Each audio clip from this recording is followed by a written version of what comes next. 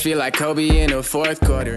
This is the Dane Moore NBA podcast. We are brought to you by Prize Picks, coming at you Wednesday evening. It is October 1st, and coming up on today's show, I'll be joined by Chris Hine to discuss what we've gathered. The Wolves are prioritizing at training camp this week. As the Wolves beat writer for the Star Tribune, Chris has been there with me at Media Day in these first 2 days of Wolves training camp. So we're just going to be telling you all listening to this what they've been telling us at media availabilities. What it at least seems like they are prioritizing in training camp. It'll be a heavier sound bites episode where I'll mix in some audio clips of what the coaches and players have been saying. I'm looking forward to doing this one. I do want to note before we get started that this will be the last episode of the week. The Wolves head to San Diego on Thursday to play their first preseason game out there this weekend. So the next episode after this one will not be until next Monday with Jace, when we will have that actual game to discuss, a preseason game. But Finch did say that at practice today that he is planning on having the vets play in that preseason opener. But again, for this episode, it's just myself and Chris Hine talking about what the Wolves are prioritizing in training camp. Let's go. This episode is brought to you by Treasure Island Resort and Casino, and we are very excited to be working with TI again this year. We had a blast doing some live shows and watch parties out at the casino last season. More of that to come this year. But what I did want to put on your radar for this Sunday at Treasure Island is the idea of heading down there to watch the Vikings and Browns game bright and early, the London game. It's another 8:30 a.m. kickoff for the Vikings. Very early, but every week, every Vikings game, they are showing the games on the big screen in the Parlay Lounge, and there are always prize giveaways and drink specials. There's going to be a Bloody Mary bar this week for the London game. We would love it if you made Treasure Island your home turf for every Vikings game this season. Visit ticasino.com for more information.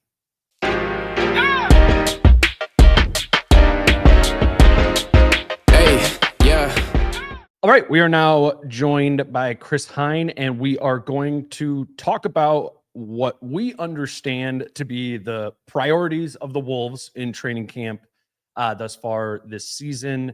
And training, we talked to them at Media Day. We've had 2 days of practices. Now, we did a pod last week before, and we were kind of guessing at what that all might look like. I think we have more and more information day over day. But yeah, just first, it's back. Are you? We are back. How's week one? We are back. It's been good. I mean, it won't really feel like we're back until the season actually starts. We get in the rhythm of the games. Like covering practice is just a little different than covering the games. Yeah, those are the longer, grinded out kind of days than practices. It's very preseason. It feels different even for us, or they even talk different. The players talk differently. Ant was like, today he's like, no, I want some more questions, Like, they were going to cut off his interview, and he's like, no, these guys got two more left. I was like, I do have another question, Anthony. So it's, I said this yesterday when Britt, Kyle, and I recorded too, but I think that's what our kind of job is at this time, is to figure out what they're thinking about. Yeah. And we've highlighted what some of those things are, but I think it's good to get, some on the record, not just us talking about what the priorities are, but they being the ones that are actually talking about it. So, like I said before, our plan is to rip through a couple of clips of what players and coaches have said, and Chris and I'll kind of react to them, and we'll go from there. So, a major one, maybe a little bit more than I would have expected, but a line of their speaking has been a lot about the defense. Specifically the non-Rudy defense.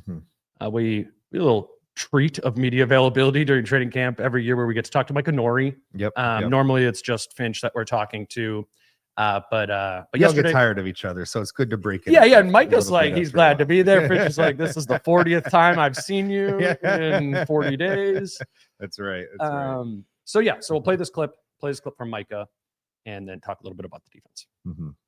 It was off when Carl was on there, and Kyle it wasn't a huge gap.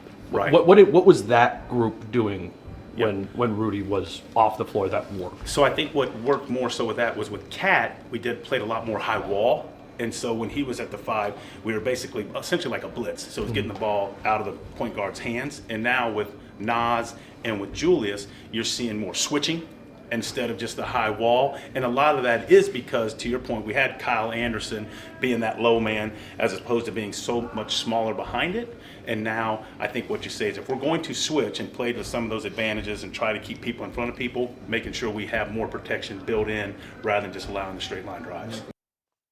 So that's a big part of this, right, Chris? Of the defense being good. We know the defense is going to be good when Rudy Gobert is on the floor. The defense is always good when Rudy Gobert is on the floor. Right.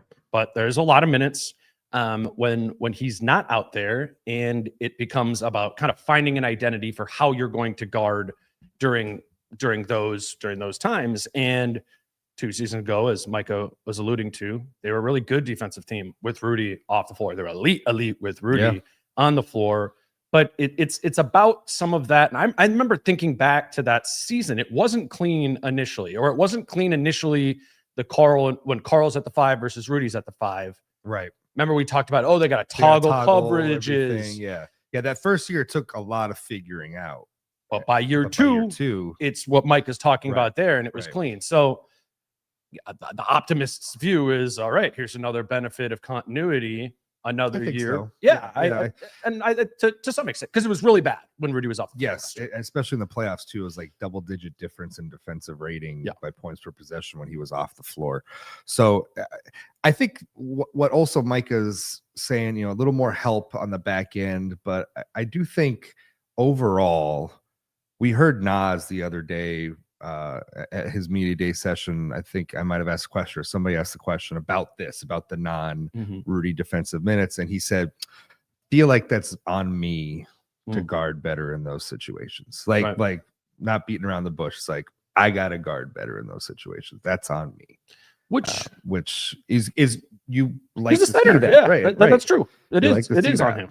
And I think just overall, this is a theme that we're seeing too, with not just Nas, not just the non-Rudy minutes, but everybody just kind of amplifying and upping their intensity individually as point of attack defenders in a lot of their public comments so far. We've seen Ant, Jaden, Nas.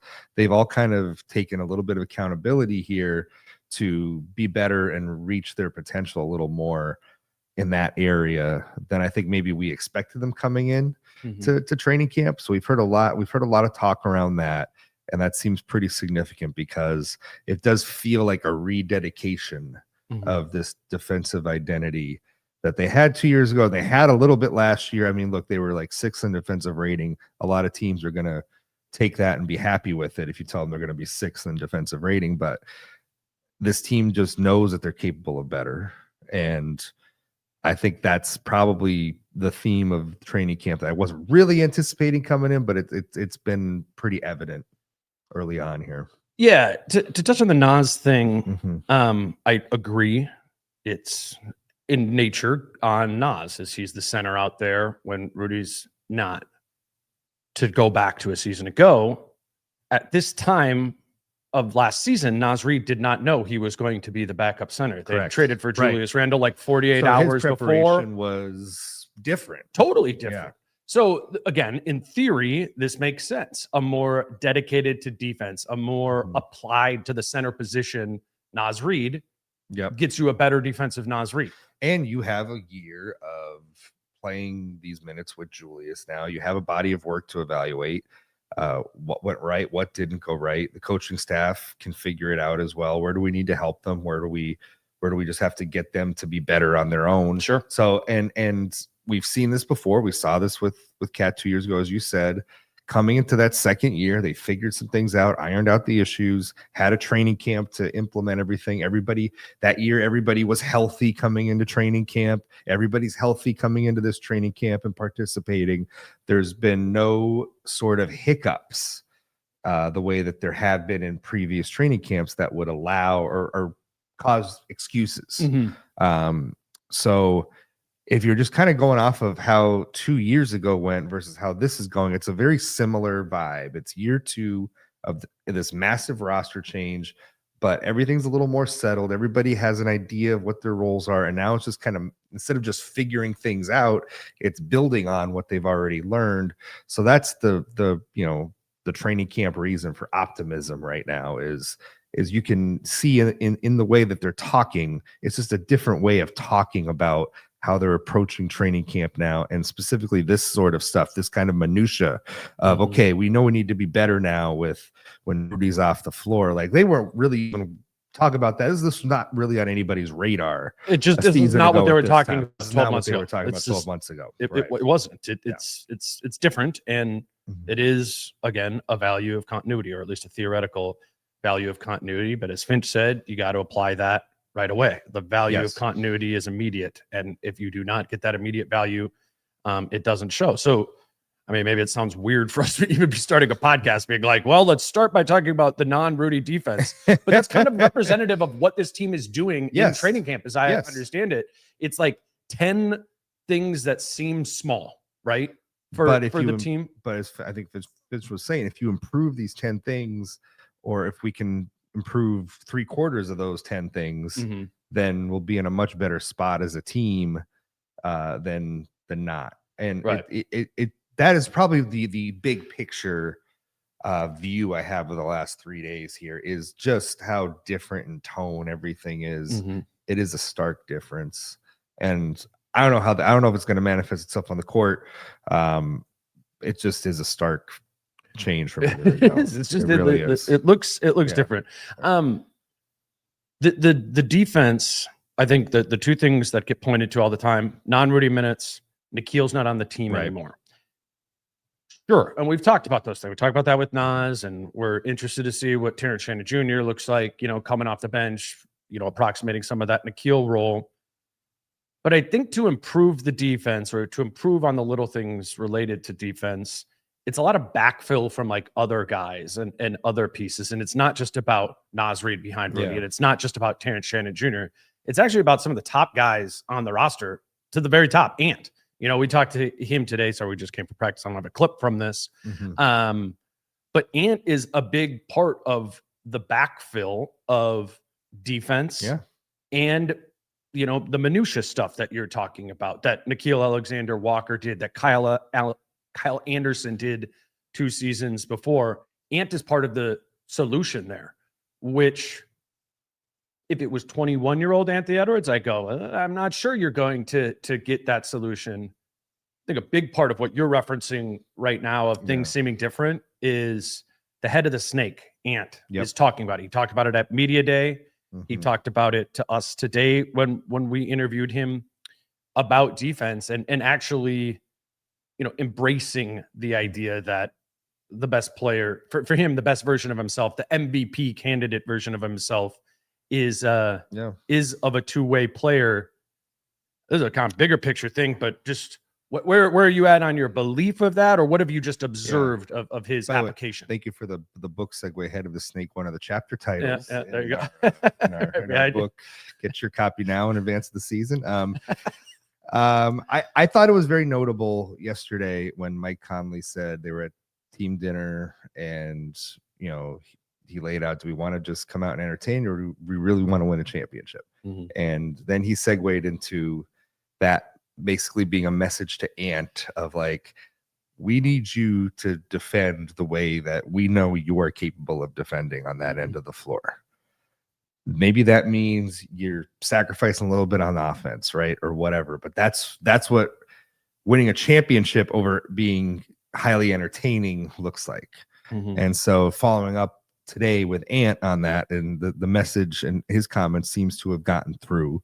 And he's talking about taking more of the A player matchups versus B player matchups, giving Jaden a little bit of a break, and maybe not having Nickeil there. Like you said, in lineups where Nickeil's out there, Nickeil could do that instead of Ant. So now they need Ant to take on those responsibilities a little more, maybe in those minutes. I mean, Ant so rarely took on the A, not because he couldn't, but because almost at all times Jaden or Nickeil were on the floor. Yes.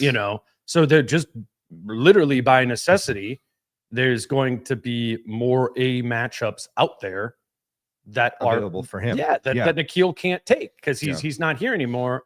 I referenced this yesterday a little bit too, but I thought it was interesting when we talked to Micah Nori that he talked about TJ Shannon being a guy who guards more 3s and 4s. Yeah. And that goes a little bit against our whole, he's the Nikhil replacement, as how Nikhil was doing, defensively. So I think Anthony Edwards is a big part of replacing Nikhil Alexander-Walker. That sounds weird, but when you apply it to defense, I don't know where else you look. It makes sense. No, it makes total sense. I think we also just think, okay, Jalen Clark's in the rotation mix, and he can be kind of the Nikhil replacement a little bit because he'll take those matchups for who knows 8 to 10 minutes a night maybe. But yeah, if he's playing, right, we don't know that he's going to be playing every night, but Anthony Edwards is going to be playing every night. He's going to be playing heavy minutes every night, and so now the question is, and I asked Ant this today. The follow-up is, okay, you are going to be rededicating yourself to the defensive end of the floor. Your whole team is also wanting to get out and transition more. Sounds like a lot of running. Sounds like a lot of physical exertion out there if you're trying to do these two things and do them consistently well. So where are you at in terms of your body? Where are you at in terms of what that's going to take for 82 games plus playoffs to do it? And Ant's answer was getting more sleep. It was. Step one was getting more sleep, he said. Trying to get 9 or 10 hours of sleep per night instead of 7 to 8, he said. No. That he said the compromise was 7 to 8. That's right. Which he still wasn't quite at. I think I put the clip on my Twitter account. You can all see it there. 7 to 8 hours. Yeah, that's right. 7 to 8 hours is the compromise. 9 to 10 is the ideal, but he's going to compromise at 7 to 8. And if you know anything about Ant's past, and it's alluded to in the book, is the dude loves his video games. And he loves to stay up all night playing video games. And Tim Connolly even said when he got here, sleep was a problem with Ant on the record in the book, that getting Ant to sleep, have better sleep habits, was one of the things that they addressed with him kind of early in Tim Connolly's tenure here. So do you think Ant would have responded to that though? Like, he's 21 years old and he's being told you need to sleep more. Do you think that resonated with 21-year-old Anthony Edwards?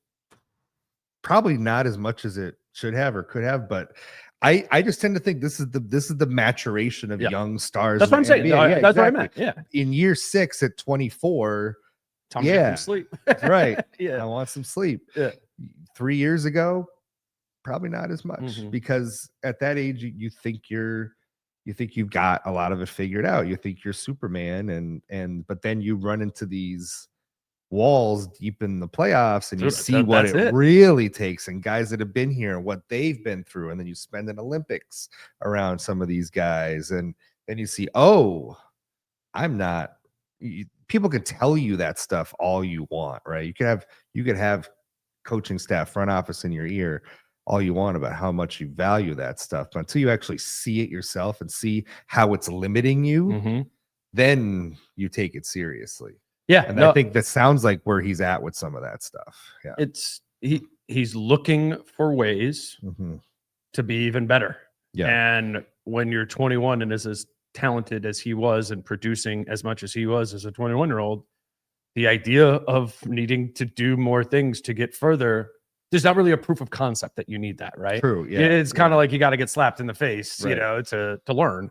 And I think this goes hand in hand too with the value of making these deep playoff runs. Like we hear Finch and Connolly talk all the time about just how valuable it's been to have Ant consistently in the postseason. Does he learn some of this? Does he realize what he has to do to his game and what some of the things that he has to do off the court and in workouts?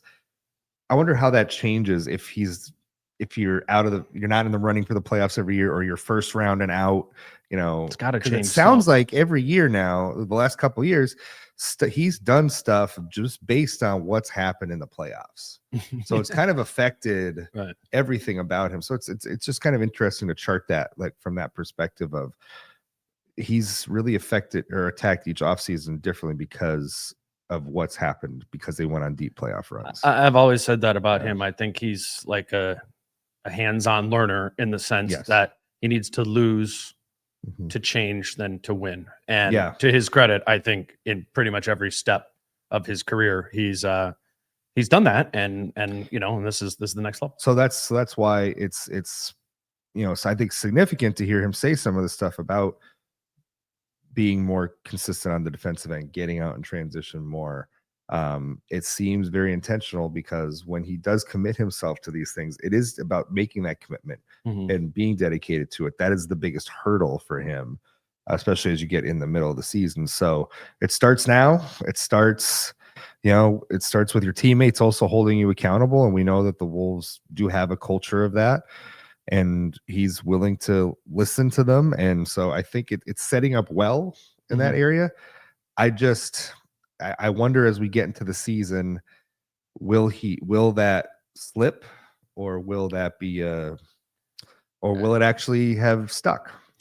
As I do want to move on, but as us much older than him. Yeah. Okay. So this is just me. Like, once the season gets busy and and there's a game and you come home and it's like late-ish after the game, but you have to get up, and for you got to go fly, or you got to go to practice or whatever the next day. Something I personally run into is like staying up too late, almost to like, because I'm like, oh, well, this is free time right now, right. before stuff you have to do in the morning. Right. And I think you have some of that too, where I can't even imagine what that's like for him and younger. It's that's kind of thing. On game days, like after the games, it's like the only time during the day where you really have to disconnect your brain, because you have shoot around in the morning, maybe you're taking a nap, you're doing whatever in the middle of the day, who knows, but you're not really able to probably disconnect. You got the game on your mind. For us, it's like, well, I got to be back at the arena by 4:30.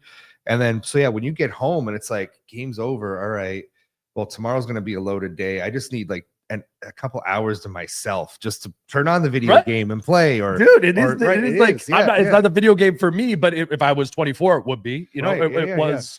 It was then. There's I don't know about you. I've been playing a lot of Balatro recently. Those Balatro fans in the comments, that game is super addictive. I have been playing that nonstop recently. I don't know if there's any crossover between Timberwolves and Balatro pokery fans, but that is it's very pokery. But anyway, I'll be playing that night after night one in Portland. I'll probably be breaking out my phone and playing more Balatro. Right. You need that recharge time. But what you need more is the sleep, and I think that's hopefully where Ant's at with this. Today's show is brought to you by Falling Knife Brewing Company, and I wanted to let you all know that Falling Knife is having their anniversary party this Saturday, October 4th, from 1 p.m. to 11 p.m. They have a bunch of special beer releases dropping at the party. They got an elite spread of food trucks. It's like a whole street market setup they have there. There's even apparently going to be corgi races this year. I go to this event every year at Falling Knife, and while it's not a Wolves party, it is cool to see how many people are wearing Wolves gear when I do go to their anniversary party, because Falling Knife has become synonymous with the Wolves, which is obviously awesome. Hopefully also on Saturday, they'll have the Wolves preseason game on the television or the projection screens in some fashion. There's a bunch of mixed information out there right now about whether or not this game is going to be televised at all. If it is televised, it'll be on at Falling Knife Brewing Company. Again, it's Falling Knife's anniversary party that they call 365 Days of Incidents this Saturday, October 4th from 1 to 11 p.m. Would love to see you there. Today's show is also brought to you by Prize Picks. And, maybe you're listening to this Thursday morning, Thursday afternoon, which means there is Thursday night football tonight. And maybe you don't have any guys on your fantasy team playing for the Rams or the 49ers, or maybe you're just looking for another way to play the games.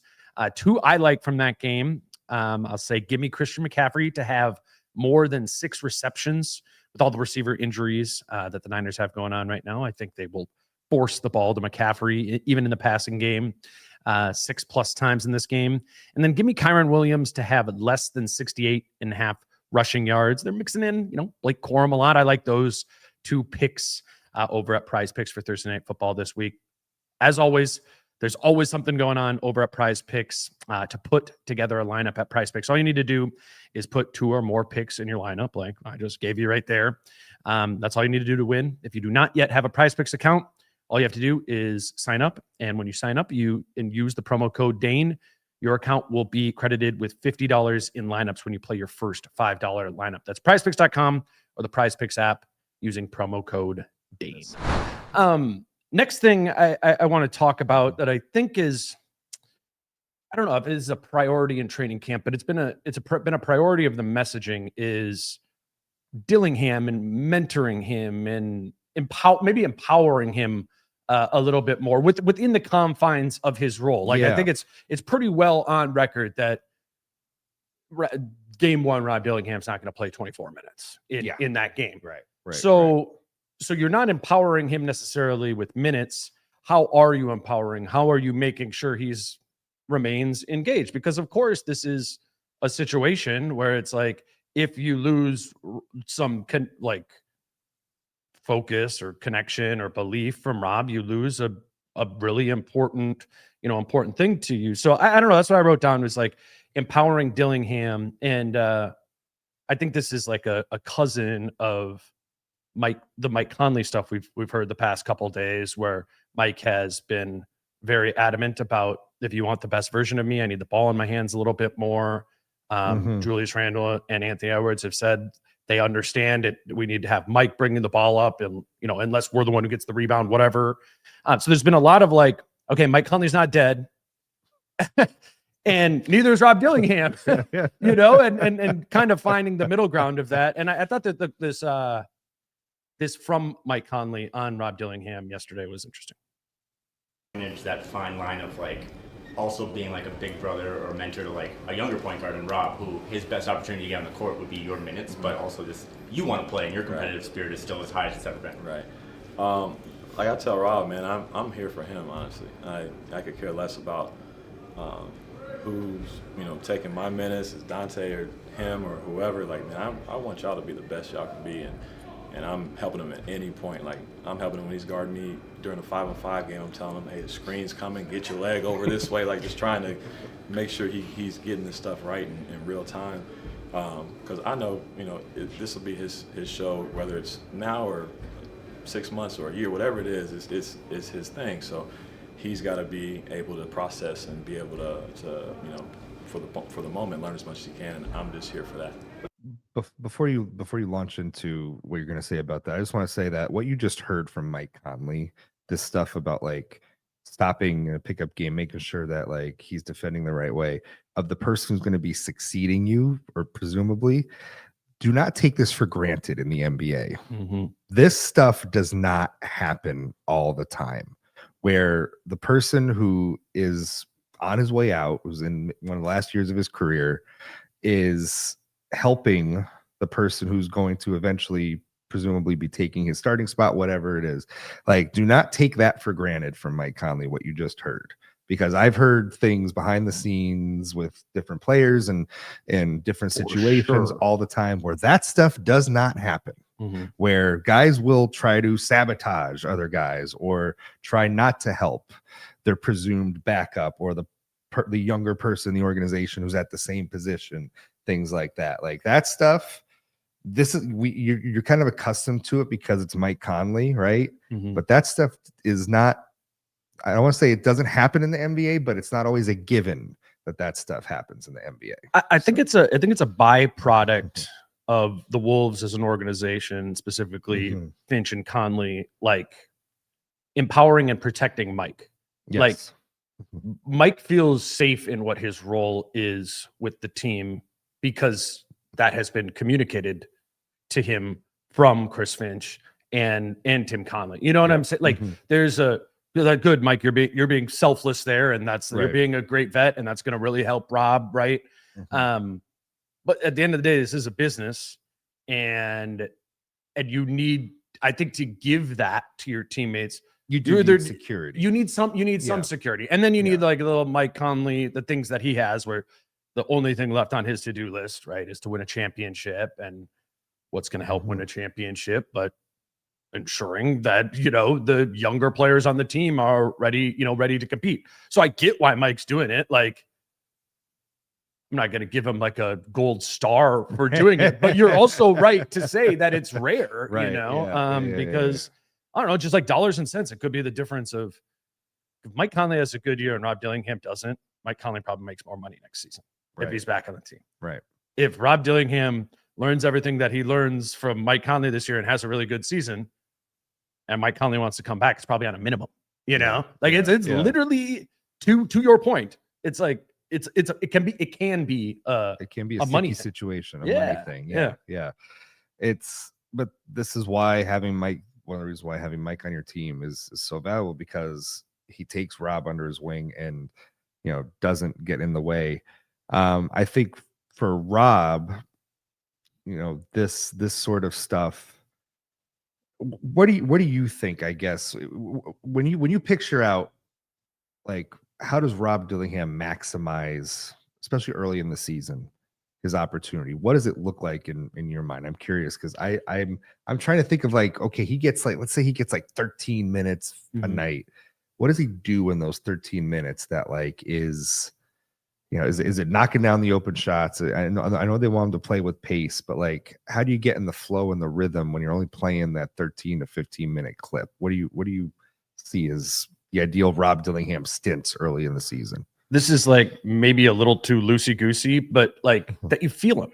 You feel his presence when he's on the floor, which is a little bit different than like Jalen Clark and Terrence Shannon Jr. Like, it's almost, for those guys, it's about not feeling them. And, like, in a way, like, go ahead, like, be, for Clark and Shannon, be the fifth guy. You know, don't F up. For Rob Dillingham, I think whatever the minutes are in a game, you can and should feel his presence on the floor, in pace, in the ball, literally getting up the floor faster, because it's going to get up the floor faster in his hands versus Mike Conley's. I think it's like, I think you feel a difference between him and Conley, and in a positive way. First step, you know, Rob could break down a guy in the half court. Mike Conley can't do that, right? Sure. He can put the pace in, like you said. He can make some shots, but I think I know Finch talks about, you know, for a young player, it's about knowing, like, what your one thing is that you're going to do, and you deliver on that and you build from it.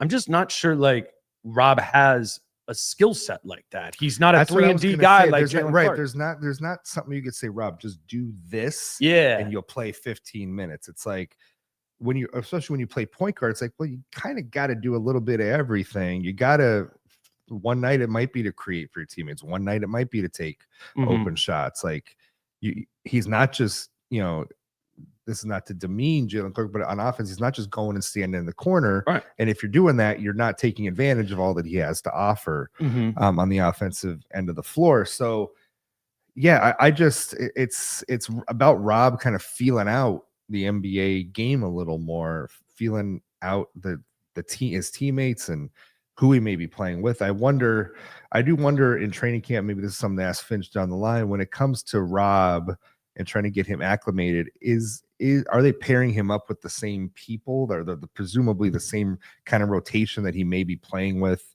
when he hits the floor, just so he can get kind of a feel for the four other guys he may be on the floor with. Whereas you might not have to do that with Mike Conley, like, or even like, it doesn't need to be all four of the guys, right? But like, what of the starters? Which starter are you prioritizing that he plays with? We think probably Rudy for defensive purposes, right? We think that that's probably going to be a pairing that, because Rob might be a bit of a liability on the defensive end of the floor, that you might want to have Rudy on the floor to help shore some of that up. Right. So we presume he's going to be sharing the floor a lot with Rudy, and to just screen and roll game, perhaps. Right. Other than that, Finch said pace, paint, and play make. And I think that's them trying to give Rob Dillingham a distilled down one, like that's more intuitive for Jalen Clark and Terrence Shannon Jr. But I think pace, paint, and play make, playing with pace, breaking down the defense to get into the paint, and playmaking for teammates. That's not like super basic either. True. You know what I'm saying? It's trying to distill it down, but I think it's representative of what we're talking about. The position that Rob plays and the game that he plays. I don't think you can just ask Rob to be like a strict role player. Yeah. I think that's what at times, I think that's the way actually Rob approached it last year. Remember his like first 5 times coming into the like real rotation minutes, his eyes are everywhere else. He was just looking to pass because, you know, he was just trying to be a backup point guard. Like, yo, look, I can be a backup point guard. Fit in here. And it was like, it kind of worked. I remember like one of the first games that he came into, he like set up guys for like 3, 4, 5 assists. Like, Yeah. I don't know if they hit them all, but I remember that's one of my first Rob Dillingham memories is him really setting up teammates, but it was all that he did. And I was like, this doesn't look anything like what I saw at Kentucky either. It was good, but it didn't really feel like him, you know, and I don't know. And I still need to better understand what the optimized version of Rob Dillingham is. And I think they're trying to figure that out. And that's why I think like finding ways to just give him longer stints. I mean, we literally hear Mike Conley talk about how he prefers the longer stretches of minutes because it helps you get into more of a rhythm and a flow of a game. I think that same has to go for Rob Dillingham, where like if you got to give him more of a runway this year to make mistakes. Yes, like you just do. Like Finch has to give him more of that runway. Otherwise, you're gonna ruin his confidence. You're gonna affect that. You're not gonna get the idealized version, and you just have to stick with it because I think now in year 2 of Rob Dillingham, last year with trying to get the 8 main guys to have a chemistry, sticking Rob in the middle of that when you know you weren't going to play him in the playoffs was probably where Finch landed, and that's why you didn't see him much in the second half of the season. Now, coming into year 2, if this team is going to be the optimized version of this team come April and May, Rob Dillingham being a significant part of that has to be in that picture. And so you have to, kind of be willing to roll with the punches early in the season. And last season, they weren't as willing to roll with the mistakes and the punches, given the fact that the point guard position, he's going to be making decisions that are maybe the wrong decisions or the wrong reads or making the wrong plays, because that's just how you have to learn as a rookie point guard in the NBA. Yeah, and I'm with that 100%. I'm just like wondering, like, what is the bandwidth that you allow, for that? Like that's the fine line question of like of trying to win a game in November versus trying to have maybe the best outlook for the long-term health of your season and the franchise, right? I don't know how you juggle that. And we know that Finch tends to lean more towards the Thibodeauian school of winning as many games as possible. And, the way that you see the floor as a young player is not to make mistakes. He flat out says it, right? So that's the struggle where I think you got to just give a little bit. You got to give them that runway a little bit, maybe through 15, 20 games, whatever it is. I don't know. Right. Yeah. I think so much of what we're talking about here is the reason to not play him is to make sure that he doesn't lose you a game. Right. Yes. Right? Yes. And I think when we do that, what we tune out is the possibility that he wins you a game, right? Like that's a skill set too. Like we don't go down, and I don't either. Like I was not pounding the table for him either, but he could. What was the day? What was that? I think it was in Memphis, like in January, like something in January. Like there were moments last year where Rob played really well. Yeah, I remember. I think it was Memphis, like on Martin Luther King Day in January, where he played really well in Memphis to the point that I even asked Finch after the game, like, "Why'd you take Rob out?" Yeah, he was playing well, and I don't think. How did he respond to that? He liked that question.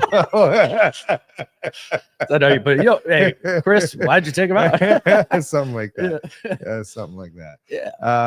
But yeah, like what I'm saying though, like yes, he can like take over a game for stretches. He has that ability. I mean, but you got to be able to let him find it, is what we're saying. Yeah, you got to let him get to that gear and find it. And I hope that that's part of the plan coming into the season. And I acknowledge that's a tricky balance. It is. It totally is, especially if you have these aspirations of being a defensive minded team that hangs its hat on being one of the elite defenses, and you're trying to bring along somebody who is that's not their strong suit at that end of the floor.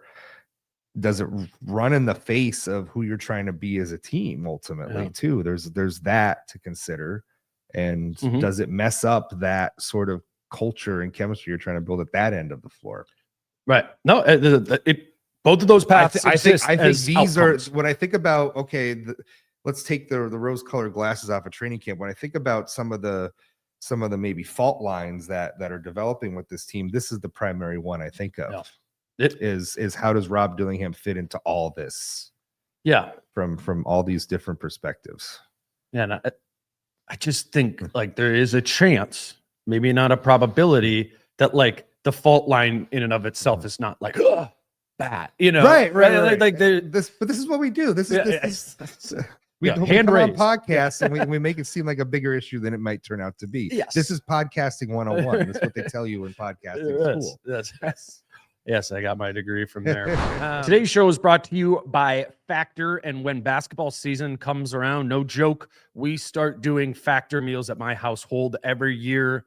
Because for me in the fall, it's hard. You know, the games are kind of in the evening and it just gets really easy to get lazy and to order out more, get more takeout.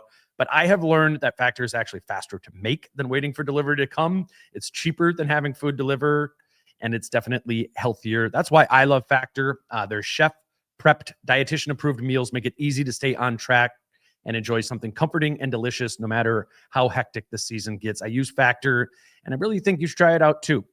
You can eat smart at factormeals.com/DaneMoore50 off. That link is in the show notes below. And use code DaneMoore50 off to get 50% off your first box. Plus, you'll get free breakfast for 1 year. That's code DaneMoore50 off at factormeals.com for 50% off your first box plus free breakfast for 1 year. Get delicious, ready-to-eat meals delivered with Factor. Offer only valid for new Factor customers with code and qualifying auto-renewing subscription purchase. Today's show is also brought to you by Skims. Skims has been in the women's space for a long time, but they have really expanded their product to the men's side of things, specifically men's underwear. And I've said this before, but my favorite thing about Skims is that it is a type of boxer brief that both works for the gym and for everyday life. I have the stretch 5-inch boxer briefs that I wear to the gym or when I go on runs. They remind me of like compression shorts I would wear back in the day playing basketball or going on runs, but they are significantly more comfortable. That's the thing. That's the pitch. These are the most comfortable underwear that I have ever had. Like I said, the stretch 5-inch boxer briefs are my personal favorite, but they have cotton briefs amongst other styles. And I think you should try and find a pair that works for you. Be more comfortable. It's worth it. Shop Skims Men's at skims.com and Skims stores and let them know we sent you. You can select the show in the drop-down menu at the end of your purchase and find the Dane Moore NBA podcast. All right. The other obvious priority for this team is transition offense. Yep. And Mike Honori talked about that yesterday. What happened a lot last year was Rudy would rebound, and he'd be turning and looking at Mike, Ant, and Julius. So the thing we talked about today and the thing we want to emphasize is if Rudy rebounds, everybody run except for Mike. And then if you guys want to push Julius and Ant, then rebound and get it. And I think the other thing you'll find if we play like that, Julius and Ant are not going to lose shots. In my opinion, they'll probably end up getting more because you're going to find Julius rim run against a mismatch, you know, especially with teams playing smaller and he can seal there at the rim and get himself some easy ones. And you also now, when you see Ant running on a wing with the throw ahead and Mike, obviously a very unselfish player, will kick ahead. And now you'll have Ant attacking a transition defense rather than all four of us sitting here and then marching band style up the floor where we don't get good looks. I don't believe this is going to happen. Really? I don't. I get. It sounds good in theory. Like, I love it. I love it. Yeah. It's just not, dude. Like, I don't believe that Ant and Julius will consistently run to the corner. Or, you know, and be like, oh, Rudy got the rebound. I think that's fair skepticism. It's skepticism. I think it's fair skepticism. Yeah. I think it makes sense. And I think we'll probably get some more of it. And we probably get some more of it early. But what happens when the Wolves are down by 14 in the second quarter in a game and Rudy snatches the rebound and Ant is, you know, above the break right there? In that moment, is he coming back to Rudy or is he going and running the floor? I think he goes. I think he comes back and gets the ball. You know, and there's different times and stuff like this, which actually Mike has said too. He's like, well, look, Mike's not going to be on the floor all the time. But what I take from that is you want better Mike. You let Mike bring it up a lot of the time that Rudy gets the rebound. Rudy finds Mike to do that, right? I mean, it's intuitive that you get Mike in a more point guard position more often. Right. It'll happen. Right. It was just, I mean, the way Ant talked about it today was like, oh yeah, that's what we're going to do. And, and Julia said that too when we talked to him. And it's just, you're just fighting decades of both Ant and Julius's instinct of being players. Shot goes up, I go to the ball. I love it if an externality of this is that Ant and Julius start getting more defensive rebounds themselves, and then they take it up the floor. Cool, and that's what Micah said to do there. I'm skeptical of the scripting. I think that's fair skepticism. I do. Oh, and what happens if teams just hone in on this? It's like, oh, well, Rudy's going to be looking for Mike every time he grabs rebounds. So, okay, we're going to deny Mike Conley the ball every time. Right. So make one of the other guys come and get it. Make sure they get in the half court, right? Seems like an easy scouting fix. Sure. But, yeah. And I mean, the biggest thing of what I do buy into with this is like transition is intention, and, it is. And that's one of the things that we have hammered on with them is they just have to do it more. Yeah. And I do believe that. I do believe that whether they were 27th in transition frequency, I don't totally subscribe to they have a slow team sort of thing. I think they have Rudy Gobert. I think it can be a lot higher than 27. I think it will be a point of intention. And I think this Mike brings it up thing will be a part of getting better in transition. But the way I think you really drive it is just having more overall intention, playing and then playing guys who get out and run a little bit more. Terrence Shannon Jr. is going theoretically, but not even theoretically. I think with him, you put him on the floor, I think the team's going to be the transition frequency goes up. I think Rob Dillingham's in the game. The transition frequency is going to go up. I believe this team is going to play in transition more. I believe it's a priority and a point of emphasis here. And I think it can still happen even if they don't perfectly run the play. I think what you just mentioned is the personnel that they're going to be playing this year will make them more transition inclined. Exactly. Rob and Terrence. So that automatically is going to make them more transition inclined. This is like, okay, the starting lineup. Are these guys going to be getting out in transition more? And I don't know. Right. And it does need to be this. And as we discussed previously, the person who's probably, who's shown that he's probably best equipped in that unit to really take this on is probably Jaden. Or one, obviously Ant can be really good in transition, but like Jaden has shown intention to do this, has shown he can be great in transition opportunities, one-on-one opportunities. So he's part of unlocking this in the starting unit at least. But yeah, I think to your point, we heard Rudy talk about it yesterday. It's like just building those habits of, okay, I got to go to the corner. It's game 60. You're tired. You still got to do it because this is how we're trying to play and how we're trying to build the thing. But to your point, yeah, I think I don't think it's just as easy as saying you're going to do it. I was getting my transitions flipped in my head there for a second, but I was thinking, I remember when Mike blocked LeBron. Yeah. And he was always the first guy to transition back on defense, right? That was his role always, right? Opposite side, you're the one who goes back. That's how he blocked LeBron on that play. And maybe this is an example in the sense that I think Mike will always, on offense transition, will always run. Maybe not always run, but if he knows he's in a spot where he can be the guy for the hit ahead pass, then maybe he goes. And now Rudy's like, wait a minute, I thought I was supposed to give it to Mike. And Mike is already up the floor. So I think that quote from Micah is great if that happens. I just think it's theoretical and a little bit of skepticism. Well, that's one of those we'll put it under the we'll believe it when we see it kind of thing. For sure. For sure. Just because tendencies and like you said, years of I go back, I get the ball and I bring it up. Yeah. Right. Any other major priority you've heard them picking at that stood out to you? Not really. The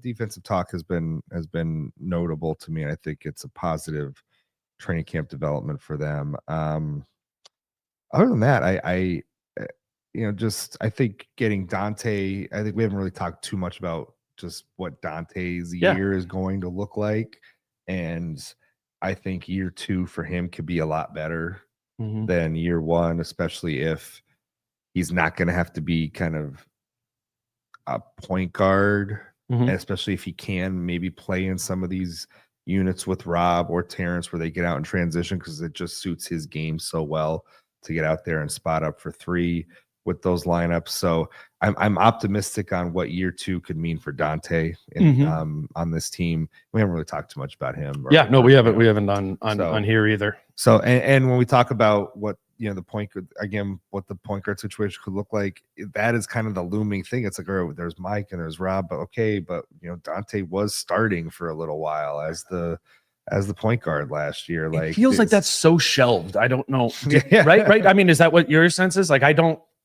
From being around the last 3 days, that has not. But I come mean, up here much. was the thing, though. Like, that gave them a spark last year. Like things were really bad in early January last year, and then they made that move, and they started playing better almost immediately. And then he got hurt like 7 or 8 games into it, but it reignited him. It reignited the team, and it got them. I think it was the first initial lift of them getting out of that awful feeling start of the first 3 months of the season was the starting lineup shift and putting Dante at the starting point guard slot. So let's not just, like you said, it feels like that's been shelved, but let's not shelve it permanently, because it's something that they could probably go back to at some point. No, because he had success, and the team had success in those lineups. You're right, and even in like mixed kind of lineups, or you're kind of transitioning from the first unit to the second unit, and there's going to be a lot of time where Dante might be kind of de facto that out there. I think it's not being talked about because it doesn't sound like he's going to start at point guard. Right. And so sometimes we do that. Well, there's the starting player and there's the backup player. And I think at point guard, or at least what it seems like now, is the starting point guard is Mike Conley. The backup point guard is Rob Dillingham. And then DiVincenzo's in that gray in there somewhere. Yeah. This isn't, I wouldn't say, so much a priority that they've talked about, but one that I have that is on my mind, or I think should be a priority, is just optimizing Rudy on offense, or like finding a way to make that like 5 to 10% better than it was a season ago. I asked Mike Conley about that at practice yesterday. But another thing we've worked on is him trying to get flat, him getting low, because a lot of times we got guys like Ant, Jaden, and Julius driving to the rim. If Rudy stays flat and they shoot a shot, they can't find Rudy. They're all looking to box him out. He's one of the better offensive rebounders if he's got a free run or he's already ducked under the rim. So just finding areas where he can just really, not say get the cheap ones, but the ones that are the 4 to 6 points a game where he's just getting tip-ins and just getting himself a good rhythm, and not necessarily having to catch the ball on the perimeter or take 2 dribbles and hand off, like all that stuff. We might not necessarily need him to do as much. Just more like that Lakers game, Game 5. You saw he was dominating from behind the backboard sometimes, rebounds, tip-ins, and running the floor and getting early seal. Like all that stuff is what we expect from him, and he's worked very hard on. I think that's an interesting thing to prioritize, or to say that's going to be more of the primary way of using Rudy, or what are the ways to use Rudy more that help? I mean, 5 years ago, the answer to that is 100% of the time, one more pick and roll. Oh, we want to involve Rudy in our offense more in Utah. Okay, spread, run more pick and roll. This, I think we've hit a shifting point in Rudy Gobert's career, where, I mean, he's still a great screener. He's still going to be used in pick and roll more and more. But there's this under the basket piece of like offensive rebounding menace. I think it's shifted, Okay. I think it's shifted a little bit away from that. Game 5 of the Lakers series should have a lot of the playoffs were. I mean, was that was the one it worked, or they weren't really guarding him. They're guarding Ant. They're really Game 5. They put all the attention on Ant in Game 5 in LA, really leaving Rudy. He's a beast on the glass. That shit happens all the time, dude, during games in the season. Yeah. But if Rudy's over in like the slot or at the elbow, like, okay, or even on like the roll a little bit, or the short roll, Yeah.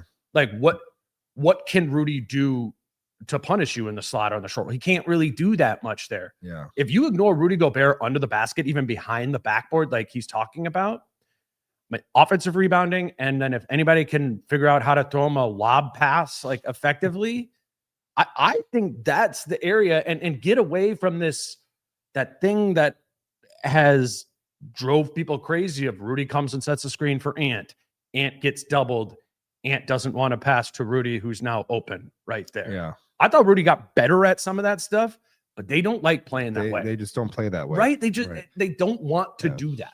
Yeah. So empower Rudy in other ways. I think the Lakers game, that's the great version of it. Right. But that was right. kind of the whole end of the season. Remember, Rudy comes back from his right. back. Right. And it was like 15 and 20 every night.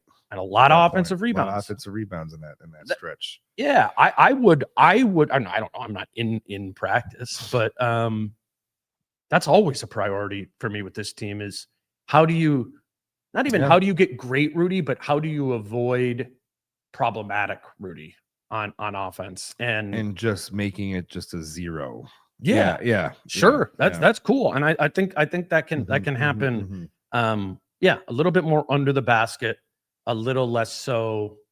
Trying to hit him on the run or yeah. yeah. Kind of in the way if they don't use the screen Right. there, which isn't really Rudy's fault. Like, if this was a really high level spread offense team, I think Rudy Gobert could be a really good screening big man in a spread offense. Yeah. It's just never been, it's not Finch's preferred style. It's never been something that I think definitely that they haven't been as good at as Utah was before. But to me, a priority in training camp would be, would you say bringing it to zero for Rudy, or meeting the water level, not negative, not making him a zero or a non, but taking it from being negative to at least neutral, if not positive. Yeah. So that was the one that I had written down. But we'll see. Again, when it comes to Rudy on offense, that is in the box of I'll believe it when I see it. Yeah. And my only point is we've seen a little bit of that. I can't it'd be a lot different if I was like, you know what, Chris, I think the move is we put him in the corner and we just let him rip. That would be like, all right, we'll believe it when we see it. So we'll see. We'll keep moving and evolving with what these are. The Wolves do play their first preseason game on Saturday. I will say to listeners, we were talking about with Alan yesterday when we recorded that the game wasn't going to be televised. I do now believe it will be on League Pass, which I'm excited for because that's going to make it a lot easier to do a podcast off of that game than it would. The content gods are happy. Yes. I told you, podcasting school. But that's what's coming up next on the pod. Is Jason and I will record on Monday, so we'll be off the rest of the week. The team's flying to San Diego, but if you're just getting back to the pod, there's a ton of episodes from the past 2 weeks. You can go dig back into there, and the next thing up will be Jace and I on Monday morning afternoon, recording that there. Chris, I appreciate you doing it. You got anything you want to plug or anything? No, just go get the book if you haven't gotten it yet. It's like peering out above your head. Right here. Really? We should put it up on the other put shelf. Put it in the cups thing. Yeah, man. Just actually, that's a good thing. Like, I would get if somebody was, they were listening during the spring or whatever, when when the book came out, and being like, oh yeah, I'm gonna read this book, and then basketball season ends and you kind of go into summer, right? And then you're just like out of basketball. Yeah, if you got it, read it. And we'll have the holidays coming up, and it's always a good gift idea for your favorite Timberwolves fan in your life. Sure. So yeah, that's the only thing to plug. Awesome. I appreciate you coming in here. And actually, next time you and I record, we're going to do it after the game, which you and I are going to try to mix in a couple times. Yes, we're going to be doing that over the course of the season. So we're going to kind of dry run that after the preseason opener. Yes. Next Tuesday. Chris will be back late Tuesday evening for the Wednesday morning pod next week. And me and Chris, as night owls who don't get enough sleep, that's what we're doing. Let's hang out together. Do it. We'll do that and play some NBA Jam together afterwards. That's right. All right. He's Chris. You read him at the Star Tribune. Follow him on Twitter at Christopher Hine. He, like you said, he has some of those clips up from today's practice. But yeah, until Monday with Jace, he's Chris. I'm Dane.